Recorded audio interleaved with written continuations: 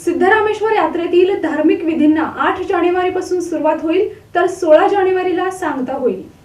सुमारे 900 वर्षांची परंपरा असलेल्या सिद्धेश्वर यात्रेला यंदा 8 जानेवारीपासून प्रारंभ होणार आहे। प्रथेप्रमाणे मकर संक्रांतीच्या एक दिवस आधी अक्षता सोहळा असतो, परंतु गेल्या वर्षी अधिक मास असल्यानं दिनांक 14 जानेवारीला अक्षता सोहळा रंगला। यंदा मात्र 13 जानेवारीलाच हा सोहळा होणार आहे आणि 16 जानेवारीला सांगता होणार आहे। 8 तारखेपासून धार्मिक विधीला सुरुवात होईल। दरम्यान सिद्धेश्वर यात्रेमधील विधी अशा पद्धतीनं दिनांक 8 जानेवारी रोजी दर्गो पाटील, धुम्मा, मुस्तारे, भैरव पाटील, ममरे यांच्या घरी दिवे लागतील।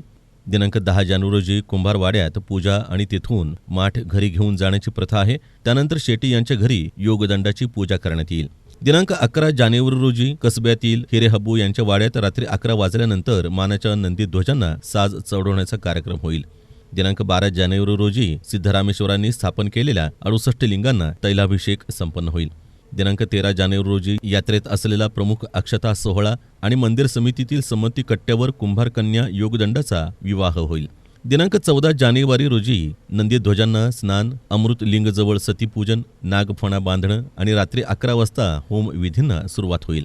दिनांक 15 जानेवारी रोजी होम मैदानावर रात्री 9ला दारूकाम आणि लेसर शोला सुरुवात होईल।